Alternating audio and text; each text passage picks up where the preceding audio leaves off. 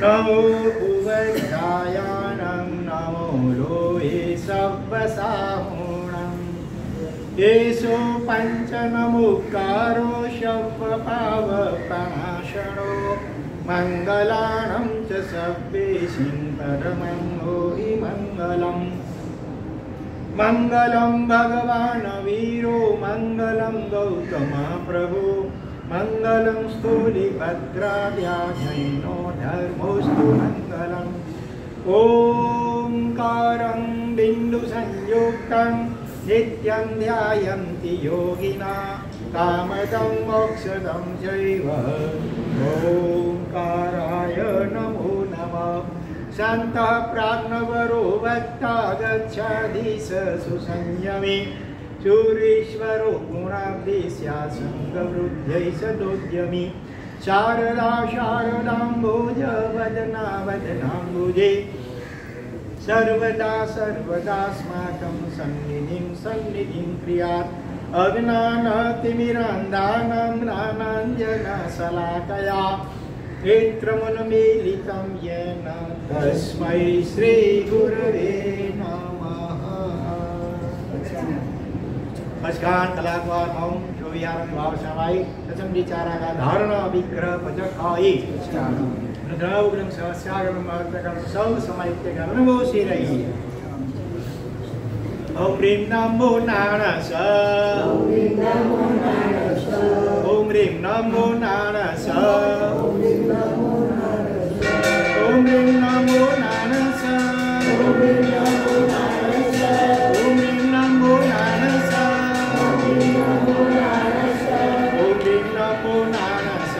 ओम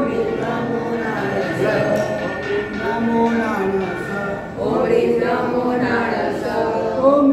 ह्रीं नमो नारायण ओम ह्रीं नमो नारायण ओम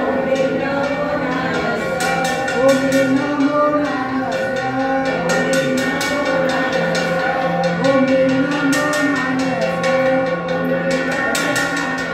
ओम ह्रीं नमो नारायण ओम ह्रीं नमो नारायण ओम ह्रीं नमो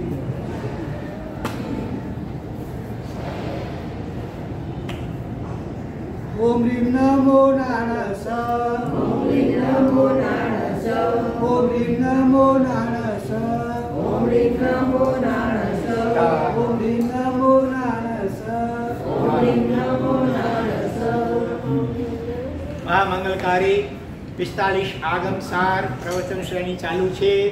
છેલ્લા 15 દિવસમાં 11 અંગ સૂત્રો એનો આપણે યત્કિંચિત સ્વાધ્યાય કર્યો।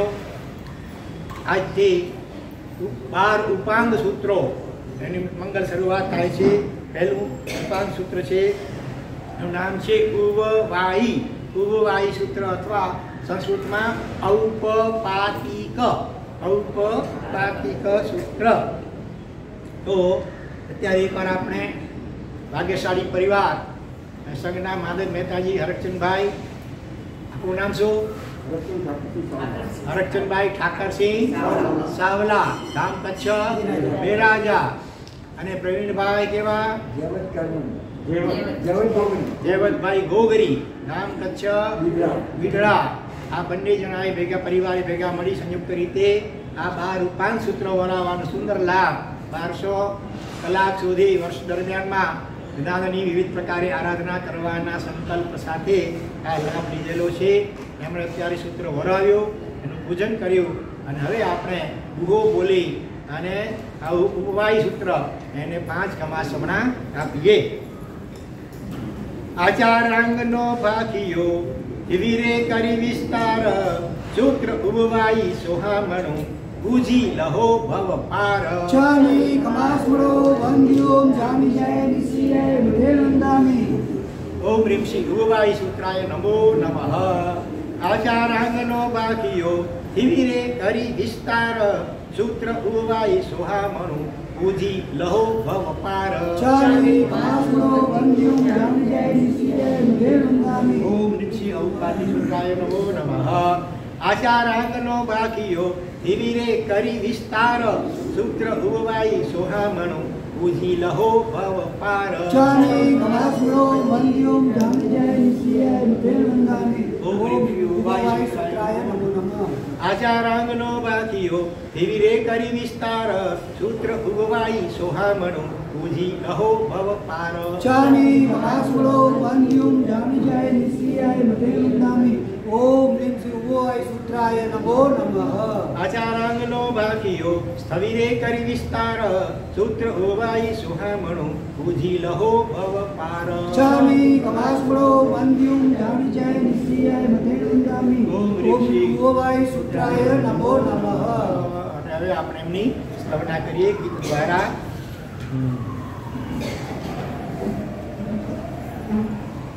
આવા રૂડા રે મજાના આગમ નહીં રે મલે આવા રૂડા રે મજાના આગમ નહીં રે આગમ ભણો નર નારી જેથી મલે મતી સારી આગમ નહીં રે મલે આવા રૂડા રે મજાના આગમ નહીં રે આગમનો દરિયો ઉછાળે તોફાને રત્નો ભરિયા એના ખજાને મર જીવા બનો નર નારી જેથી મલે મતી સારી આગમ નહીં રે મળે આવા રૂડા રે મજાના આગમ નહીં રે આગમનું વૃક્ષ છે ફળોથી લચેલું જેને આરોગતા પેટ ના ધરાતું ફળ ખાઓ નર નારી જેથી મલે મતી સારી આગમ નહીં રે મળે આવા રૂડા રે બાજાના આગમ નહીં રે આગમ પર્વતના ઊંચા શિખરો ઉપર ચડવા કરતા ઈશારો પર્વત ચડો નર નારી જેથી મલે મતી સારી આગમ નહીં રે મલે આવા રૂડા રે મજાના આગમ નહીં રે ઔપપાતિક સૂત્ર વાત જણાવે વીર પ્રભુની સાધના બતાવે પ્રશ્ન પૂછે ગૌતમ રાય ઉત્તર દિયે જીનરાય આગમ નહીં રે મળે આવા રૂડા રે મજાના આગમ નહીં રે મળે પ્રભુ વીર આવે ચંપા નગરીમાં પૂર્ણ ભદ્ર ચૈતન્યના વનખંડમાં કોણિક રાજા ત્યાં આવે તેની વાત બતાવે આગમ નહીં રે મળે આવા રૂડા રે મજાના આગમ નહીં રે મળે અંબળ પરિવ્રાજકનો ચરિત્ર ગૌતમ સ્વામીના 21 પ્રશ્ન રે સિદ્ધોનું સ્વરૂપ સમુદ્ઘાતનું સ્વરૂપ આગમ નહીં રે મળે આવા રૂડા રે મજાના આગમ નહીં રે મળે 11 અંગ ઉપાંગ 12 દસ પયના જાણીએ ચેત ગ્રંથ પસંતા ચાર મૂલ વખાણીએ અનુયોગ દ્વાર ઉદાહરણ સૂત્ર ચિહ્ન મત જાણીએ વૃત્તિ જોડ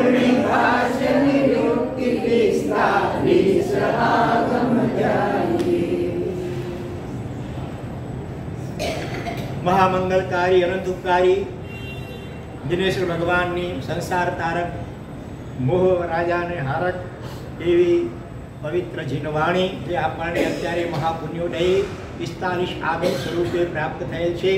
એના 6 વિભાગમાંથી પહેલા વિભાગમાં 11 જેટલા અંગસૂત્રો આવે. આચારાંગ સ્વેગણાંગ ખાણાંગ સમવાંગ ભગવતી જ્ઞાતા ધર્મ કથા, પછી ઉપાસક દશા, અંતકૃત દશા, અનુત્તરોપાતિક દશા, પ્રશ્ન વ્યાકરણ અને વિપાક સૂત્ર.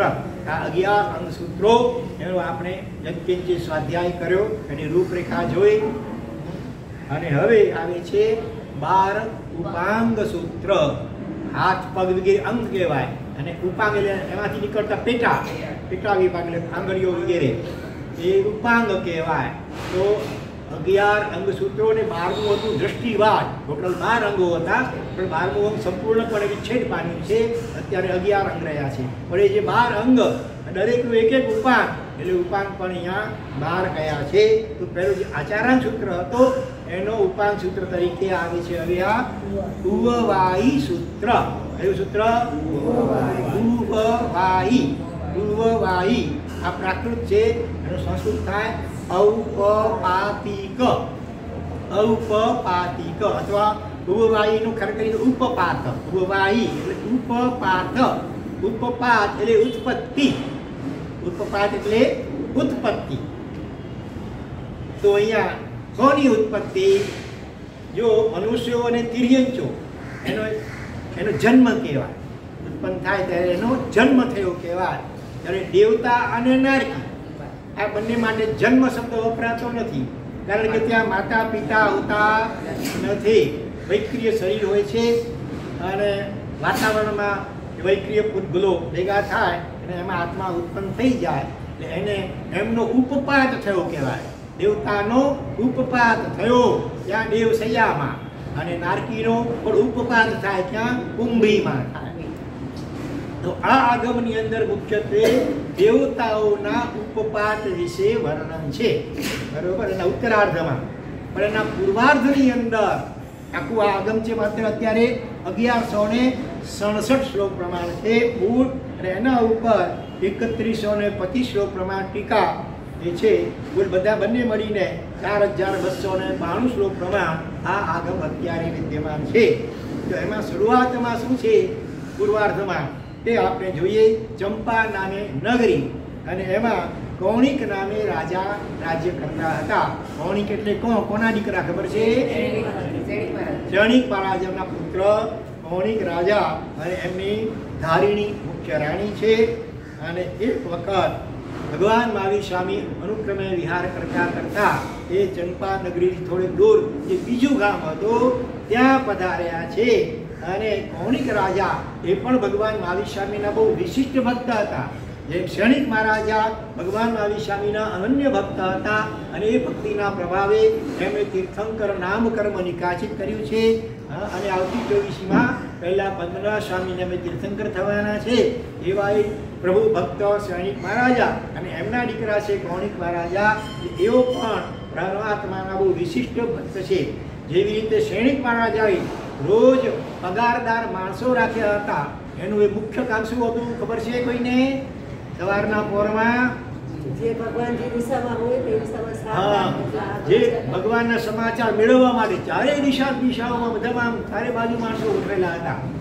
પગારદાર માણસો, એમનું એક જ મુખ્ય કામ આ ભગવાન ક્યાં વિચરે છે કે બિરાજમાન છે એના સમાચાર આપવાના. અને જે સૌથી પહેલો સવારના પોરમાં આવીને ભગવાનના સમાચાર આપે એને ક્ષણિક મહારાજા પણ ખુશ થઈને એની બક્ષિસ રૂપે ફક્ત માથાના મુગટ સિવાય બાકીના નવશેરતાય હાર હોય કે કુંડલ કાનમાં કુંડલ હોય કે બાજુબંધ વગેરે હોય કે એક ખબરનું કોઈ આભૂષણ હોય, બધા જ આભૂષણો રાજાના આભૂષણો પર રત્ન જડી હીરા જડી સોનાના હોય, બધા જ બક્ષિસ રૂપે દરરોજ પાછા આવે. આ એક દિવસની વાત નહીં. એના ઉપર અનુમાન કરો કે એમના હૃદયમાં પરમાત્મા પ્રત્યે કેટલી ભક્તિ હશે કે એમના આગમનના સમાચાર આપનારને પણ દરરોજ ખુશ થઈ કરીને આટલા કિંમતી ભેટણા આપતા હતા. આમાં કદાચ આપણું ભગવાન આપણા સમાચાર હતા. પણ એ સિવાય બીજો એવો દાખલો આવે છે કે પોતાના ઉપકારી ગુરુ ભગવંત બાજુના ગામમાં પધારી ચૂક્યા છે ને હવે અહીંયા પણ પધારવાના છે. આવા સમાચાર એક વ્યક્તિએ એક પોતા ગુરુભક્ત શ્રાવકને આપ્યા અને એ ગુરુભક્ત શ્રાવકે પણ એના વધામણી સમાચાર આપનારને બહુ કિંમતી ભેટ આપી હતી. એવો કોઈ દાખલો તમારા ખ્યાલમાં છે ભાઈઓ? પહેલા ભાઈઓ ચાન્સ આપીએ. જૈનમને ખ્યાલ છે, બહેનોમાં કેટલાને ખ્યાલ છે? નથી ખ્યાલ કોઈને? બોલો જૈનમ કુમાર. યશોવિજયજી મહારાજ સાહેબ એમના એક શ્રાવકે ચાવીનો ગુચ્છો પણ એ મહારાજ સાહેબ યશોવિજય નહોતા. એ મહારાજ સાહેબ હતા આચાર્ય ભગવાન જગત ગુરુ અકબર બાદશાહના પ્રતિબોધક. પણ હા, જગદીશ્વરી મહારાજ એમનો એક વિશિષ્ટ ભક્ત હતો. ગંધાર ગાંધાર ભરૂચની બાજુમાં છે તીર્થ, એનો શ્રાવક. આ ગાંધારનો શ્રાવક નામ હતું રામજીભાઈ, રામજી શ્રાવક. ગંધાર નગરના એ વખતે નગર હતું, અત્યારે એનું ગામ છે ગંધાર. અને ત્યાંના રામજી શ્રાવક. ગંધાર એટલે જ્યાં શાસન પ્રભાવક વિજય રામચંદ્ર સૂરી મહારાજ સાહેબ એમની દીક્ષા થઈ હતી. પ્રાય જન્મભૂમિ પીપળા દક્ષિણની દીક્ષા પણ હતી. એ ગાંધાર નગર અત્યારે ગામ છે. ત્યાંના રામજીભાઈ નામે શ્રાવક અને જગતગુરુ હિરસુરી મહારાજના બહુ વિશિષ્ટ અને અનન્ય ભક્ત હતા. એમને જ્યારે સમાચાર કોકે આપ્યા કે આપણા ઉપકારી ગુરુ ભગવાન હિરસુરી મહારાજ સાહેબ બાજુના ગામમાં પધારી ચૂક્યા છે, હવે એકાદ દિવસમાં અહીં પણ પધારવાના છે. તો એટલા ખુશ થઈ ગયા એ શ્રાવક. શેઠ હતા મોટા, હા, બખારો કુદાવનો ઘણા હતા, માલ તિજોરી વગેરે પણ. અને બાજુમાં પડેલો કુદરતી ચાવીનો ઝુમખો આખો જુડો એ એને આમ આપે છે, લે આમાંથી કોઈ પણ ચાવી પસંદ કર. અને એ ચાવી જેની પણ હશે, જે પછી તિજોરીની હોય કે દુકાનની હોય કે ગોદામની, એમાં જે હોય, રોકડા રૂપિયા હોય, ચાહે સોનું રૂપું હીરા માણેક મોતી પણ હોય અથવા માલ જે પણ હોય, એ બધો તને બક્ષિસ રૂપે હું ભેટ આપું છું. આવા સુંદર સમાચાર આપ્યા તે મને વિચાર કરજો. એ શ્રાવકોના હૃદયમાં પોતાના ઉપકારી ગુરુ ભગવંત પ્રત્યે એટલો ઊંચો અને ઊંડો અહોભાવ હશે કે સમાચાર આપનારને આટલી બક્ષી આપવા તૈયાર થઈ જાય છે. પણ જેના ભાગ્યમાં જે સમય જે લખ્યું એને એ સમય એ જ મળશે. એટલે પહેલા એ મોટો ઝુમખો હતો ચાવીનો, એમાંથી સૌથી મોટી ચાવી આપણે ચાવો કહીએ, એને ચાવો એ પસંદ કર્યો. હા, મોટો ચાવો છે તો મોટો કંઈક હશે. હકીકતમાં હતું ગોડાઉનની એ મોટી ચાવી કે ચાવો. હા, અને એમાં શું ભરેલા હતા? હવે યાદ આવ્યું? હવે યાદ આવી ગયું. દોરડા, આખો ગોડાઉન જાડના રસ્સા દોરડાઓથી ભરેલો હતો. હા, અને એ વેચી કરીને એ જમાનામાં પણ લગભગ કેટલા 40,000 કે હા મોટો આંકડો આવે છે. એટલા એ રૂપિયા એ બક્ષિસ આપનારના. ધારો કે તિજોરીની કોઈ એવી ચાવી હાથ પકડી હોય, ખાલી ગઈ હોય, તો એમાં જે હોય હીરા માણે મોતી સોનું રૂપું બધું આપવા માટે છેટની તૈયારી હતી. એ ધૂળ ભક્તિ જોવાની છે કે કેટલી એમના અંતરમાં હશે. અને એની સરખામણીમાં આપણા અંતરમાં આવે જરા સરખામણી કરવાની કે આપણા એમાં કેટલો ઉપકારી ગુરુ ભગવંતો પ્રત્યે ભાવ હોય છે.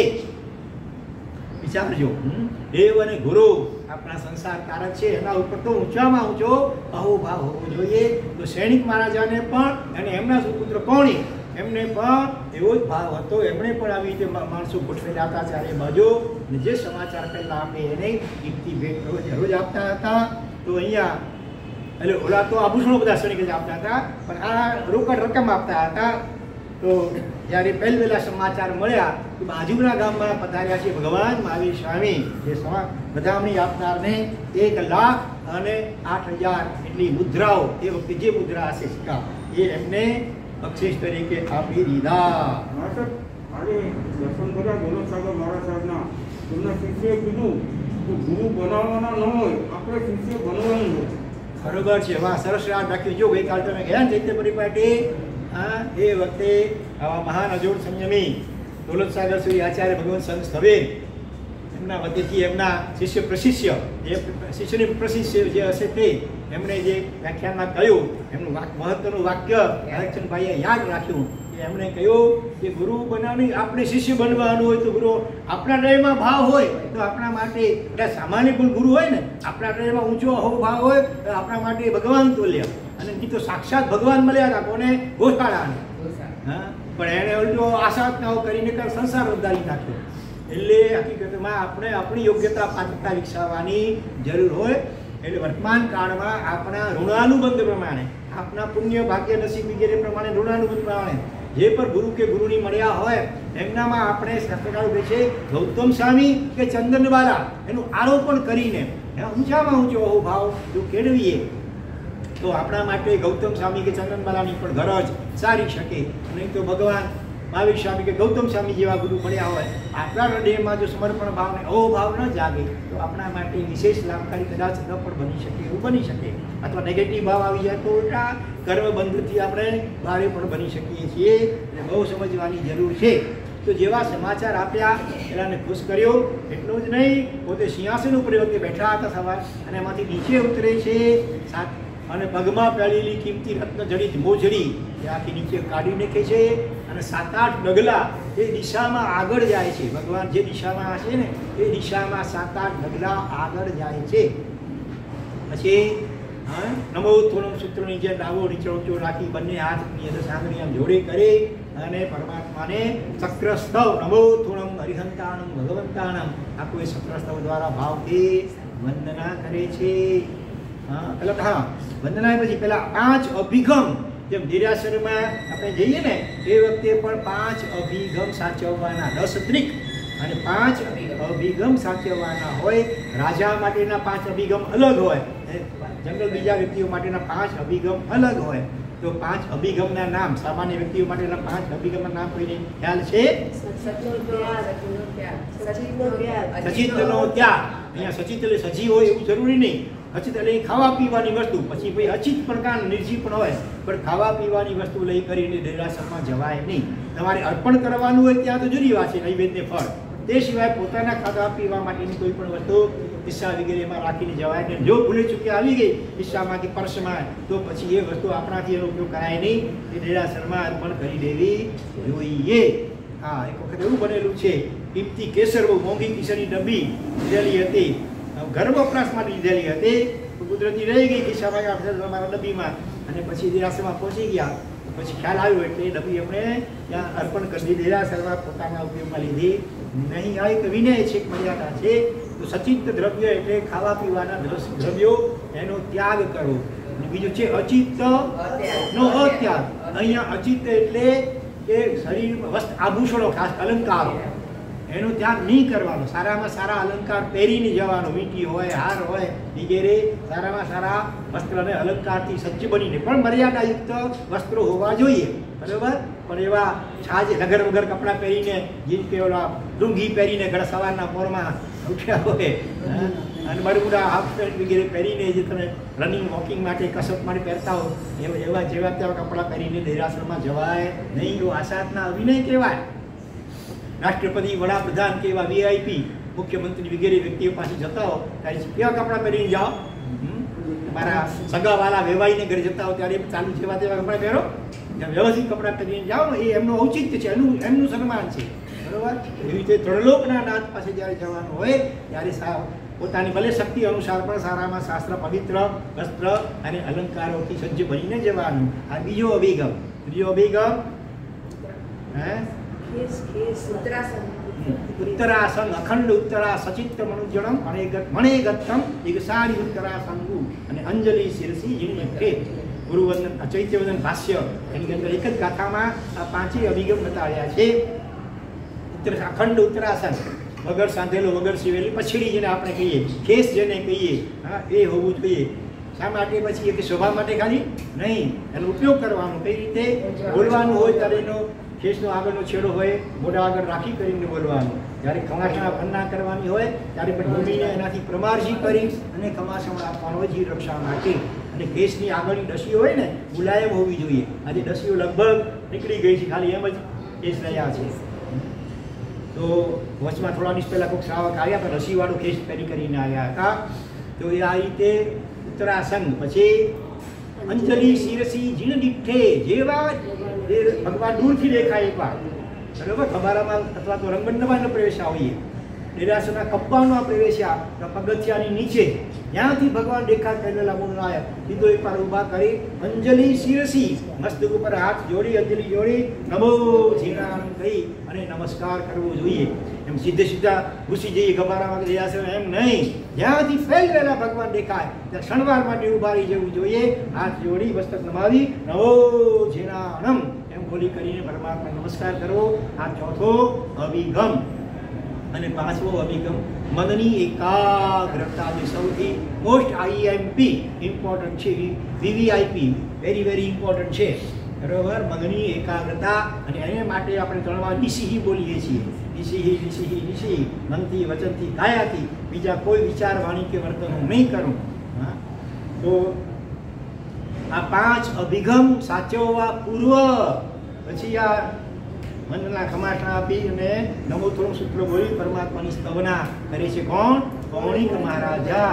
ભગવાન તો હજી બીજા ગામમાં છે, પોતાના ચંપા નગરીમાંથી આવ્યા, એની બાજુના કોઈ ગામમાં છે, છતાં પણ એ દિશામાં 7-8 ડગલા આગળ વધે અને આ રીતે પરમાત્માનો વિનય, વંદના અને સ્તવના કરે છે. મને યાદ આવે કચ્છ બિડલાના તમે બિડલામાં ખીમજી બાપા ખ્યાલ છે? ખીમજી બાપા એટલે આપણે રામજી સ્વામી ધરોડ ત્યારે છે ને વિદ્યાપીઠના પ્રમુખ, એમના સસરા થાય. અને એમની ઉંમર જ્યારે 50 વર્ષની થઈ ત્યાં સુધી તો લગભગ ધર્મના વિષયમાં અંગૂઠા સાપીએ તો ચાલે એવા.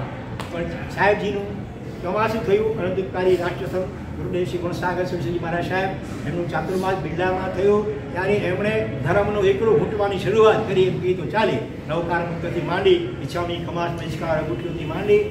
પણ એવી સાહેબના એનો પર આશીર્વાદ, કૃપા, એમનો પણ એવો વિનય અને સમર્પણ ભાવ, જેથી કરીને એના આંબાની વાડી હતી, વાડી ખેતરે જાય, વાડીએ જાય, ત્યાં પણ જાય.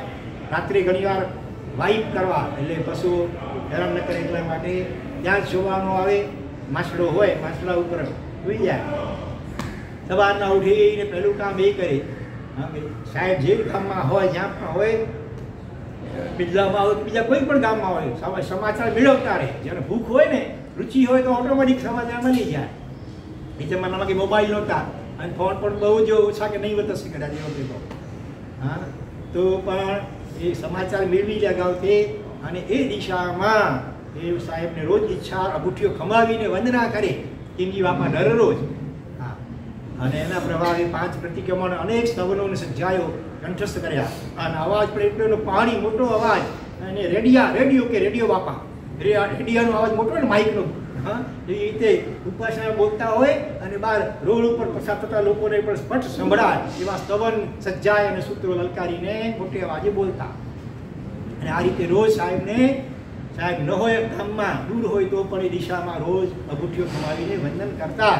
કંઈ કરજો આવું કંઈ પ્રયોગ, આવા કંઈ આ સાંભળ્યા પછી બરોબર ને, એનું થોડું પણ અમલ કરવું જોઈએ. તો અહીંયા પૌણિક મહારાજાએ આ રીતે પ્રભુનો વિનય કર્યો, વંદના કરી. અને પછી પોતાના પરિવારમાં અંતઃપુર રાણીઓ વગેરે બધાને સમાચાર આપ્યા કે ભગવાન મહાવીર સ્વામી ત્રણલોકના નાથ દેવાદી દેવ પધારી રહ્યા છે બાજુના નગરમાં, ને આપણે અહીંયા પધારવાના છે. આપણે એમના સ્વાગત માટે, સામૈયા માટે, વંદન કરવા, દેશના સાંભળવા જવાનું છે. આપણે બધા સાવધાન, બધા તૈયાર થજો, સમાચાર આપી દીધા છે. અને વળી પાછા એમ કરતા પ્રાય બીજે જ દિવસે ભગવાન પધારી ચૂક્યા ચંપા નગરીની બહાર. નગરીની બહાર મોટા ઉદ્યાન રહેતા હતા. ત્યાં એક મોટું ચૈત્ય હોય અને ત્યાં ભગવાન પધારે અને સાધુ સંતો પણ ત્યાં પધારે. પહેલાંના કાળમાં ગામ કે નગરની વચ્ચે આપણા ઉપાસે વગેરે નહોતા, પણ ગામને પાદરે, ગામ કે નગરને પાદરે વિશાળ મોટે ભાગે બગીચા જેવું હોય અને ત્યાં સાધુ સંતોને ઉતરવા માટેની જગ્યા પડી હોય, અથવા છેવટે ઝાડ નીચે પણ.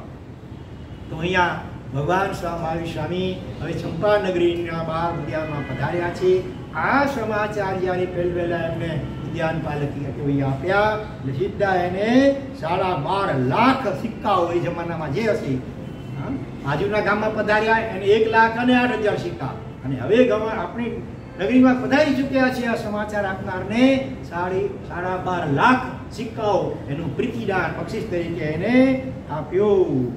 અને વળી પાછા એ જ રીતે 5 અભિગમપૂર્વક 7-8 ડગલા સામે જઈ એકવાર તો ભાવથી વંદન કર્યા. ભગવાન પાસે તો પછી પહોંચવાના જે સમાચાર મળ્યા એટલે સીધો એકવાર તો ભાવપૂર્વક ઊભા થઈ કરી, પાદુકાઓ કાઢી કરી અને 7-8 ડગલા જઈ કરી અને આ રીતે વંદના કરે છે, સ્તવના કરે છે. અને પછી પોતાના સેનાધિપતિને બોલાવી કરી અને ચતુરંગ સૈન્ય સજ્જ કરવા માટે આદેશ આપે છે.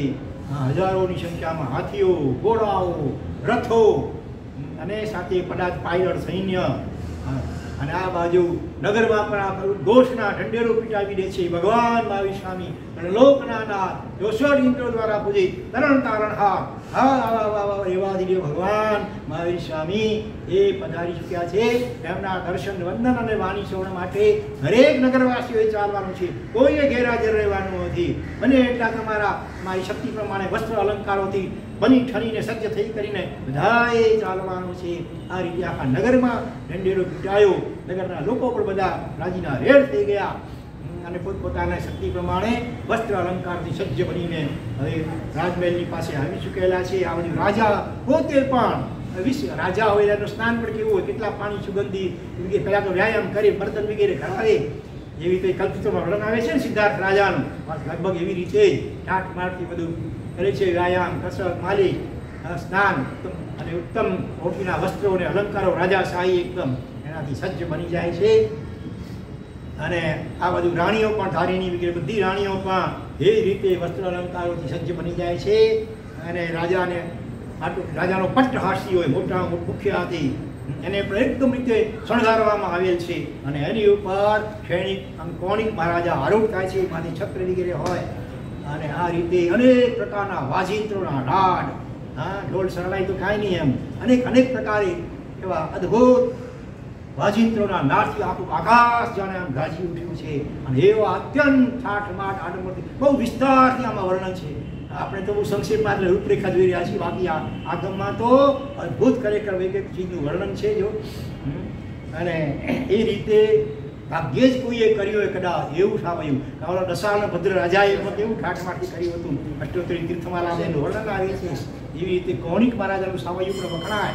ભગવાન મહાવીર સ્વામીનું બહુ અદ્ભુત કોટીનું જોરદાર, તમે કલ્પના કરી શકો એના કરતાં અનેક ગણું વધારે. સમજો એ ઠાઠમાંથી ભવ્યાથી ભવ્ય હજારો નરનારીઓ અને હજારો હાથીઓ, ઘોડાઓ, રથો, ચતુરંગ સૈન્ય, આખું અંતપુર બધાની સાથે જઈ કરી અને દૂરથી ભગવાન દેખાય છે. ત્યાં જ પોતે રથ ઉપરથી નીચે, હાથી ઉપરથી નીચે ઉતરી જાય છે. બધા રાણીઓ બધા નીચે ઉતરી જાય છે. ત્યાં જ એકવાર તો ભગવાનને ભાવથી વગેરે આપી કરીને વંદના વગેરે કરે છે. અને અનુક્રમ પછી તો પગે ચાલી કરીને ઠેક ભગવાનના સમર સુધી પહોંચે છે. એમાં શું હતું કે છે અહીંયા અષ્ટમંગલ આગળ ચાલતા હતા અને 108 હાથી, 108 ઘોડા, 108 રથો વગેરે ઘણું શણગારેલું હતું. અને એ રીતે જઈ કરી ભગવાનને 3 પ્રદક્ષિણા આપી વંદના કરે છે, સ્તવના કરે છે શક્રસ્તવ દ્વારા. અને પછી ભગવાનની દિવ્ય અદ્ભુત 35 ગુણોથી અલંકૃત એવી દિવ્ય દેશના બધા કોણિક મહારાજા, રાણીઓ અને આખું નગરવાસી લોકો બધા સાંભળે છે. અને એ રીતે ભગવાનની અદ્ભુત દેશના ઘણા પાનાઓ રોકેલા છે આગમના આટલા વર્ણનમાં. સાંભળ્યા પછી સભા બરખાસ્ત થાય છે, બધા પોતપોતાના ઘરે પાછા ફરે છે. અને એ વખતે પછી ગૌતમ સ્વામી ગણધર ભગવાન મહાવીર સ્વામીને કેટલાય લગભગ 21 જેટલા પ્રશ્નો પૂછે છે. અને ભગવાન એમના પ્રત્યુત્તર આપે છે. એનું વર્ણન છે. એની અંદર બધા પ્રશ્નો તો નહીં જોઈ શકીએ આપણે સમય અનુસારે, પણ ચારેક ગતિના 4 કારણ બતાવ્યા. ભગવાન કયા કારણે જીવ નરક ગતિમાં જાય છે, ભગવાન એના 4 મુખ્ય કારણ બતાવે છે. તો મહા આરંભ અને મહાપરિગ્રહ. આરંભ એટલે જેમાં જીવોની ચિકાર હિંસા, ઘણી અસંખ્ય જન્મ જીવોની હિંસા થતી હોય એવા હિંસક ધંધાઓ મોટા મહા આરંભ. અને મહાપરિગ્રહ ચિકાર, અને એના પ્રત્યેની કાળી મૂર્છા મમ્મણ શેઠ વગેરેની જેમ હૈદરાબાદનો નિજામ વખણાય. એની પાસે તો ગુણો ભરો એટલું ઝવેરાત આમ બધું ઘણું ઘણાની વીણી વીણાની એટલો બધો પરિગ્રહ અને એના પ્રત્યેની ભયંકર મૂર્છા, આસક્તિ. એના કારણે પણ જીવ મમ્મણ શેઠ વગેરેની જેમ નરકગામી બની શકે. આ 4 કારણ ભેગા હોય ને, 4માંથી કોઈ પણ કારણ. ત્રીજું કારણ છે પંચેન્દ્રિય જીવનો વધ. મનુષ્ય હોય કે પશુ વગેરે હોય, પંચેન્દ્રિય જીવ એનો જાણી બૂજીને દ્વેષથી કે સ્વાર્થથી ગમે તે કારણે એની હિંસા કરે, એ કારણ પણ નરક ગતિનું છે. અને ચોથું કારણ છે માંસાહાર. આસક્તિપૂર્વક હોંશે રાચી માચીને માંસાહાર કરે એ જીવ પણ નરક ગતિનું આયુષ્ય બાંધે. 4 કારણ બતાવ્યા: મહાઆરંભ, મહાપરિગ્રહ, પછી પંચેન્દ્રિય જીવનો વધ અને ચોથું છે માંસાહાર. આ 4 કારણોમાંથી કોઈ પણ કારણ, એકાદ કારણ એ પણ જીવને નરક ગતિમાં લઈ જવા માટે સમર્થ છે. એવી રીતે તિર્યંચ ગતિ, પશુ પક્ષી કે વિકલેન્દ્રિય એકલેન્દ્રિય તિર્યંચ ગતિ, એના 4 મુખ્ય કારણ બતાવ્યા. તમે કહેશો એક કારણ કોઈ કયું હશે અનુમાનથી? તમે ઘણા વ્યાખ્યાન સાંભળ્યા. કયો કેવા પ્રકારનો સ્વભાવવાળો જીવ એ તિર્યંચ ગતિમાં જાય? માયા, કપટ, ઠગવાનું, દંભ, બરોબર, માયા, અસત્ય, ડગલે પગે હાલતા ચાલતા ખોટું વાતમાં ખોટું બોલ્યા કરે ને બીજાને ક્ષેત્રે માયા કરે, કપટ કરે, ઠગે અને પોતે કપટી હોવા છતાં દેખાવ પાછો એકદમ ચાલે, પોતે સરળ ન હોય અને સાધુ ન હોય, સજ્જન ન હોય એવો દેખાવ કરે. આવા પ્રકારનો જે મુખ્યત્વે તિર્યંચ ગતિને યોગ્ય કર્મ બાંધે છે. પછી મનુષ્ય ગતિ કેવા પ્રકારનો છે એના 4 કારણ બતાવ્યા. જે જીવ કેવો હોય એ તો બદ્ધિક પરિણામી હોય, સરળ સ્વભાવનો, જેવું મનમાં વચન કોઈ કપટ કે ગુણ કપટ ન હોય, બદ્ધિક પરિણામી. પછી વિનીત, ઉપકારી, દેવ ગુરુ માતા પિતા ઉપકારીઓ એમનો યથાયોગ્ય રીતે વિનય સાચવવાનો નમ્ર હોય. બીજો હોય દયાળુ, જીવો પ્રત્યે કોમળ સ્વભાવવાળો હોય. અને ચોથો છે ઈર્ષ્યાથી રહી, ઈર્ષ્યા ન હોય કોઈની પ્રશંસા સાંભળીને, કે ગુણાનુરાગ જેના જીવનમાં હોય. આ 4 મુખ્ય ગુણો બતાવ્યા. તો એ જીવને એનાથી મનુષ્ય ગતિ યોગ્ય આયુષ્ય બંધાય છે. અને દેવ ગતિ યોગ્ય આયુષ્ય એવા પ્રકાર જીવ બાંધે તે છે એક તો ચારિત્ર, સરાગ, સંયમ. સરાગ એટલે અહીંયા 6ઠા ગુણસ્થાન સુધી, 7મા ગુણસ્થાનથી તો પછી અપરમત નિર્વિકલ્પ સ્થિતિ હોય. એનાથી પહેલાં દેવ ગુરુ ધર્મ પ્રત્યે જે પ્રશસ્ત કોટીનો રાગ હોય, એ રાગ એટલે સંસારી રાગ નહીં પણ ભક્તિ રાગ. દેવ ભગવાન પ્રત્યે, સદગુરુ પ્રત્યે અને ધર્મ પ્રત્યે, કેવી કૃપી ધર્મ પ્રત્યે એ પ્રશસ્ત કોટીનો ભક્તિ રાગ. એ સરાગ, સંયમ એટલે ચારિત્ર છે. દેશવૃત્તિ ચારિત્ર, શ્રાવકના 12 વ્રતો વગેરે સ્વીકારેલા હોય. પછી ત્રીજું છે અકામ નિર્જરા, એટલે ઈચ્છા ન હોય ભલે પણ અનેક પ્રકારે ઠંડી, ગરમી, ભૂખ, તરસ, નાશ, મચ્છર વગેરે દુઃખો સહન કરવા પડ્યા હોય તો એવો જીવ પણ અકામ નિજરાથી દેવ ગતિને પામી શકે છે. અને ચોથું કારણ છે બાલ તપ અથવા અજ્ઞાન તપ, કામની તાપસ વગેરેની જેમ અંદરમાં સમ્યક દર્શનનો વિખ્યાત હોય પણ છતાં લાયક તપ કરતો હોય અનેક પ્રકારે, તો એવો જીવ પણ એ દેવ ગતિ યોગ્ય આયુષ્ય બંધે. પણ પછી ત્યાં દેવોના ઘણા પ્રકાર આગળ આવશે. હલકી કોટીના, સામાન્ય કોટીના દેવ ગતિનું આયુષ્ય બાંધે, બરોબર. ત્યાર પછી ભગવાને ધર્મના 2, ગૌતમ સ્વામીના પ્રશ્નના જવાબ રૂપે ધર્મના મુખ્ય 2 પ્રકાર, અણઘાર ધર્મ અને અગાર ધર્મ. બરોબર. અણઘાર એટલે શું? સાધુ. અગાર એટલે અગારનો અર્થ ઘર થાય, ગરબારમાં રહેનારા એટલે કે શ્રાવક, દેશ વ્યક્તિ. અને અણઘાર ગામમાં ઘર, દેશીમાં ખેતરની બેંકમાં બેલેન્સ નહીં વગેરે, તો એ અણઘાર એટલે સાધુ. તો સાધુ ધર્મ અને શ્રાવક ધર્મ એની પ્રવૃત્તિ કરી. હવે અહીંયા ભગવાન જ્યારે પધાર્યા છે ને એનું બહુ વિસ્તારથી વર્ણન, ભગવાન કેવા છે એનું બહુ વિસ્તારથી વર્ણન છે. પછી ભગવાનનો પરિવાર કેવો છે, સાધુ ભગવંતો કેવા છે એનું પણ બહુ વિસ્તારથી વર્ણન છે. કોઈ કેવળ જ્ઞાની છે, કોઈ મનોપરિજ્ઞાનીઓ છે, કેટલા અવધિ જ્ઞાનીઓ છે, કેટલાક 14 પૂર્વધારીઓ છે, 10 પૂર્વધારીઓ છે, યાવતી પૂર્વધારી વગેરે પણ છે, કોઈ 11 અંગના ધારક છે, કોઈક વિશિષ્ટ કોઈ લબ્ધિઓધારીઓ છે. આકાશમાં આકાશ ગામીની વિદ્યાર્થી ઉડી શકે એવા છે, વિદ્યાચરણ, જંગાચરણ વગેરે છે, બરોબર. કોઈ નવદીક્ષિત, કોઈ આજકાલ નવદીક્ષિત પણ છે અને કોઈ ચિર દીક્ષિત પણ છે, કોઈ અવધિજ્ઞાની, કોઈ મનોપ્રયોગ જ્ઞાની વગેરે વગેરે વગેરે. તો આવું બહુ વિસ્તારથી વર્ણન આ બધું સાધુ ભગવંતોનું પણ આની અંદર આવે છે. અને આવા ભગવાન વધારેલા છે. પછી મુખ્ય વિષય જે આ ગ્રંથનો આગમન છે, ઉપપાત, દેવ ગતિમાં ઉત્પન્ન કયા ભગવાન ગૌતમ સ્વામી પ્રશ્ન પૂછે છે અને એના જવાબ રૂપે ભગવાન આગળ કહે છે કે કયા જીવો વ્યંતર ગતિમાં ઉત્પન્ન થાય, બરોબર. તો એમાં પહેલી વાત છે ભૂખ, તરસ, ઠંડી, ગરમી, ડાંસ, મચ્છર વગેરેના પરિસરોને ક્ષમતાપૂર્વક સહન કરે. અને અકામણી એટલે ક્ષમતા તો હોય કે ન પણ હોય, ભલે એટલે ક્ષમતા ન પણ હોય પણ છતાં દુઃખ સહન કરવું પડે. જીવના અનિચ્છા એ પણ છે, એનાથી પણ કેટલીક કર્મોની નિર્જરા, જેને અકામ નિર્જરા, સકામની પણ અકામ, ઈચ્છા ન હોય છતાં પરાણે દુઃખ ભોગવવા જ પડે કર્મ સંજોગે. તો એવા દુઃખો ભોગવવાથી પણ કેટલા કર્મો ઓછા થાય અને એ જીવ વેંતર ગતિનું પણ આયુષ્ય બાંધી શકે. બધા બાંધે જેવો નિયમ નહીં, પણ એમાંથી ઘણા જીવો વેંતર ગતિ યોગ્ય આયુષ્ય બાંધે. દેવતાનો 4 પ્રકાર, અવ્યંતર, અણવ્યંતર, ભવનપતિ, જ્યોતિષી અને વૈમાનિક. એ તો એનું આયુષ્ય કેટલું હોય? ઓછામાં ઓછું 10,000 વર્ષનું આયુષ્ય. વેંતર દેવોનું ઓછામાં ઓછું આયુષ્ય 10,000 વર્ષનું હોય. એમાં 8 પ્રકાર હોય: ભૂત, પ્રેત, પિશાચ, યક્ષ, રાક્ષસ, કિન્નર, કિંપુરુષ, મહુરગ અને ગાંધર્વ. એવા 8 નામો આવે છે. 8 પ્રકાર, 8 જાતિઓ. તો એમાં ઉત્પન્ન થાય. ત્યાર પછી ઘણા જંપાપા આપઘાત કરે જે પણ વ્યક્તિ, એ પણ મોટી ભાગે વેંતર ગતિમાં જાય. આપઘાતના અલગ અલગ અનેક પ્રકાર હોય. કોઈ પર્વત ઉપરથી કૂદી પડે, કોઈ સમુદ્રમાં ડૂબીને મરે, કોઈ ઝેર ખાઈને મરે, આજકાલ કોઈ રેલવેના પાટામાં, કોઈ ગળે ફાંસો ખાઈને, આ વિવિધ રીતે જે આત્મહત્યા કરે એ પણ મોટે ભાગે વેંતર ગતિમાં જાય. હલકી કોટીના વેંતર ગતિમાં જાય. ભૂત, પ્રેત, પિશાચ વગેરે મોટે ભાગે થાય. અથવા જેલની કદરતનાઓ ભયંકર કોટીની સહન કરી હોય, ગુના કર્યા હોય મોટા, અને જેલમાં જવું પડ્યું હોય, ત્યાં જેલર જે હોય એ અનેક પ્રકારે ફટકા લગાવે, અનેક પ્રકારે 3rd ડિગ્રી જેને કહી લો આની ભાષામાં, હા, એવા અનેક પ્રકારની દુઃખો યાતનાઓ જે સહન કરે અને જે મરે એ પણ મોટે ભાગે હલકી કોટીના વેંતર ગતિમાં જાય. અને મોટે ભાગે ત્યાં એનું આયુષ્ય 12,000, પહેલાં 10,000 હતું, એને કરતાં થોડુંક વધારે 12,000 વર્ષનું આયુષ્ય. એનાથી આગળ વધીને કહે છે હવે કે થોડા કસાય મંડ પડ્યા હોય, વિનયવાળ હોય, આજ્ઞાંકિત હોય, ભદ્રિક પરિણામી હોય, એવો જીવ પણ દેવગત વેંતર યોગ્ય દેવગતનું આયુષ્ય બાંધે. આયુષ્ય થોડું વધારે 12 ને બને 14,000 વર્ષનું આયુષ્ય બતાવે છે. પછી જે કર્મ સંજોગે આની ઉપરમાં વિધવા બની ગયા કોઈ બેન, તમે પુનર્લગ્ન કરતા નથી અને બ્રહ્મચર્ય ભલે લોક લજ્જાથી પણ બ્રહ્મચર્યનું પાલન કરી રહ્યા છે એવા, અને અલ્પ આરંભ અને અલ્પ પરિગ્રહવાળા હોય, તો એ ઈચ્છાઓ પણ જેની અલ્પ હોય એવા બહેનો વગેરે એ પણ વેંતર દેવ ગતિને યોગ્ય આયુષ્ય બાંધે. આયુષ્ય એમનું વધુમાં વધુ 64,000 વર્ષનું બતાવ્યું છે.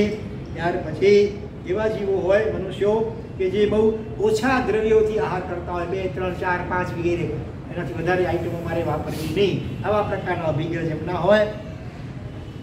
અને ધર્મની ઋષિવાળો જીવ હોય, અલ્પ આરંભ અને અલ્પ પરિગ્રહવાળો હોય, અલ્પ ઈચ્છાઓવાળો હોય, તો એવો જીવ વેંતર ગતિનું આયુષ્ય બાંધે. ત્યાં 84,000 વર્ષનું આયુષ્ય બતાવ્યું છે.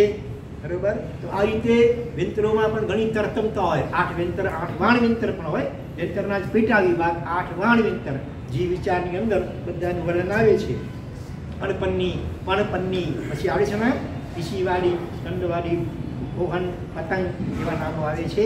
8 પ્રકારના વાણ વેંતર દેવો એ ધરતીની નીચે છે.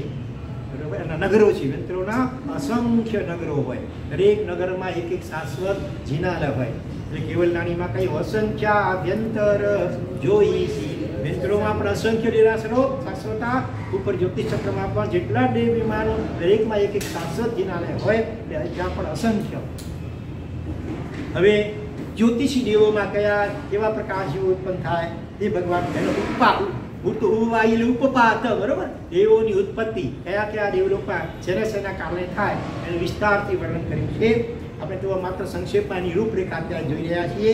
વિવિધ પ્રકારના તાપસોમાં પણ ભેદ પ્રભેદ ઘણા પ્રકારો હોય છે. દરેકના નિયમો અલગ હોય છે. અત્યારે પણ તમે જોશો જે જૂનાગઢમાં બાવાઓ વગેરે હોય છે, તાપસો વગેરે હોય છે, જૂના ખડા હોય, નવા ખડાના હોય, અલગ ઘણા બધા નામો હોય છે એમના. તો એ વિવિધ પ્રકારના તાપસો, કોઈ કમટની જેમ પંચાગ્નિ તપ કરતા હોય, જૈના પંચાગ્નિ તપ, ચારે બાજુ અગ્નિ, ઉપર સૂર્ય તપે, એવા અલગ પ્રકારના તાપસો એ બધા જ્યોતિષ દેવોમાં મોટે ભાગે ઉત્પન્ન થાય. ત્યાં એમનું આયુષ્ય 1 પલ્યોપમ અને એમાં 1,000 વર્ષ વધારે. 1 પલ્યોપમ પ્લસ 1,000 વર્ષનું લગભગ આયુષ્ય. પલ્યોપમ એટલે અસંખ્ય વર્ષો. બરોબર? લાખની, કરોડની, અબજની, ખરવની પણ અસંખ્ય વર્ષો. બરોબર? 1 પલ્યોપમ. 1 યોજન 4 ગાઉ લાંબો, પહોળો અને ઊંડો એટલો ખાડો. પલ્ય એટલે ખાડો. હા, અને સૂક્ષ્મ યુગલિકના સૂક્ષ્મ વાળો એના પરમાણુ જેટલા, એનાથી ઠાંસીને ભરવામાં આવે ત્યારે 100 વર્ષે 1 ટુકડો માત્ર પરમાણુ બહાર કાઢવામાં આવે તો આવો વિશાળ 4 ગાઉ લાંબો પડો ઊંડો કૂવો ત્યારે ખાલી થાય. એને જેટલો વર્ષ લાગે, અસંખ્ય વર્ષ લાગે. એને 1 પલ્યોપમ, પલ્ય એટલે ખાડો, એની ઉપમા આપીને સમજાવવામાં આવે છે, માટે પલ્યોપમ કહેવાય. તો 1 પલ્યોપમ વત્તા 1,000 વર્ષ આયુષ્યવાળા એવું થાય છે, તાપસો વગેરે. પછી હવે આનાથી ઉપર છે જ્યોતિષી એટલે સૂર્ય, ચંદ્ર, ગ્રહ, નક્ષત્ર, તારા. આ બધા વિમાનો છે. એની અંદર જે દેવો હોય છે તેને જ્યોતિષી દેવો કહેવામાં આવે છે. એનાથી ઉપર લગભગ એક રાજલોક ઉપર કાંઈ જઈએ અસંખ્ય કરોડાકર વજન ત્યારે આવે વૈમાનિક દેવલોકની શરૂઆત થાય. એમાં સૌથી પહેલું હોય સૌધર્મ દેવલોક. તો એમાં કોણ ઉત્પન્ન થાય કે સાધુ જીવન સ્વીકાર્યું હોય, જૈન સાધુ પણ સ્વીકાર્યું હોય, રાજ મારો તો સ્વીકાર્યો હોય, પણ પછી શિથિલ થઈ જાય, અનેક પ્રકારે શિથિલ ઢીલું આચરણ કરતા હોય. તો અને બસ હાસ્ય મસ્કરી મજાક ક્રીડા આ વગેરેમાં જેને રસ હોય એવા જીવો પણ બીજી રીતે સાધુ જીવનના ઘણા બધા નિયમો પાડ્યા પણ હોય, મહાવ્રતો વગેરે. અને એના કારણે એ સૌધર્મ દેવલોકમાં ઉત્પન્ન થાય ત્યાં એનું એક કલ્યોપમ વત્તા 1 લાખ વર્ષ એટલું એનું આયુષ્ય હોય.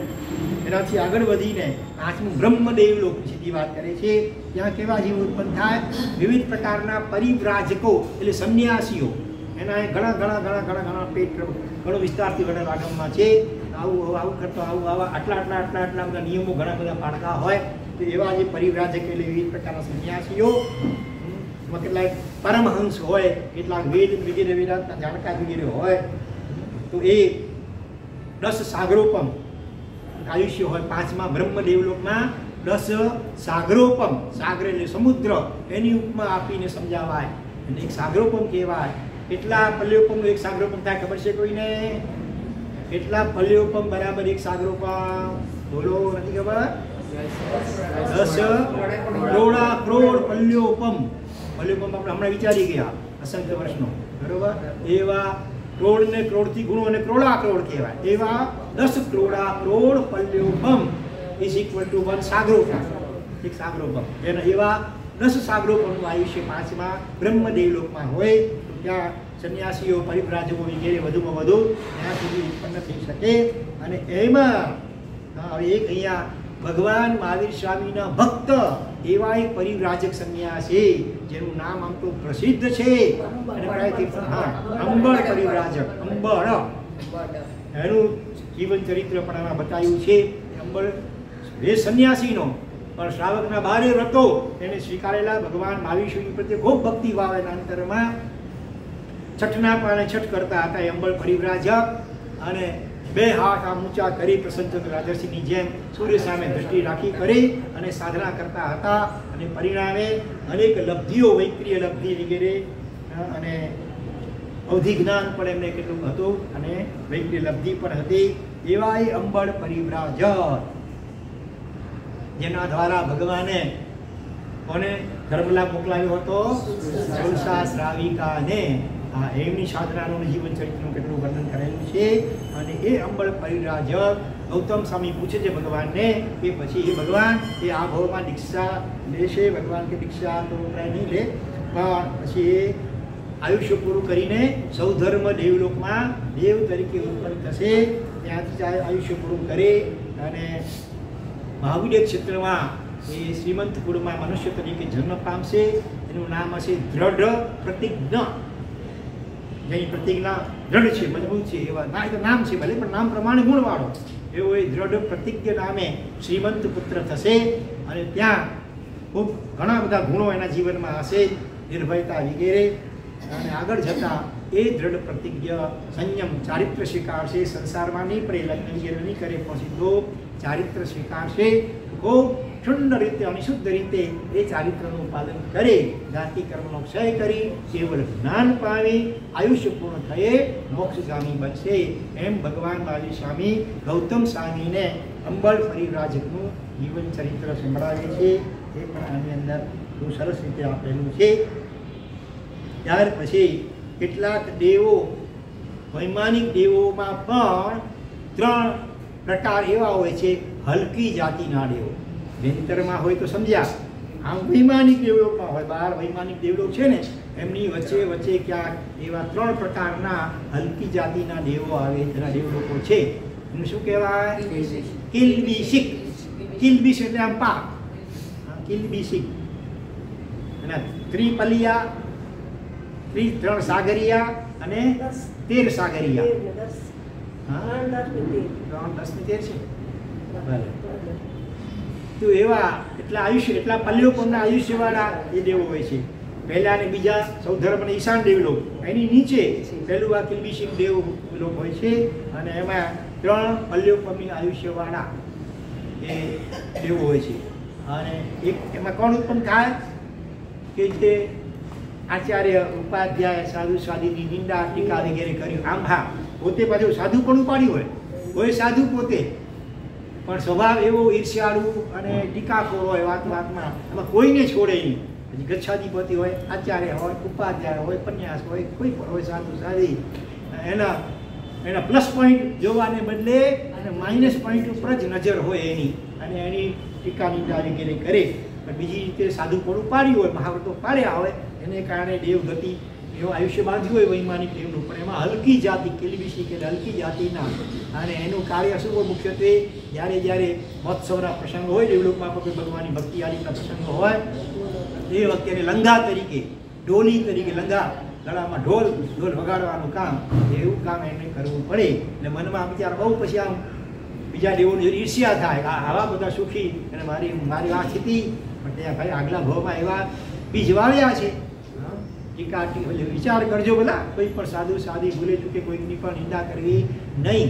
છદમસ્ત દશા છે એટલે હોય, માઇનસ પણ દરેકમાં હોય, ખામી છૂટી દોષો તો હોય જ, પણ છતાં આપણે ગુણ દ્રષ્ટિ ગુણા મેળવવાની અને ગુણો જોવાના, ગુણો જોઈને અનુમોદના કરવાની, પ્રશંસા કરવાની.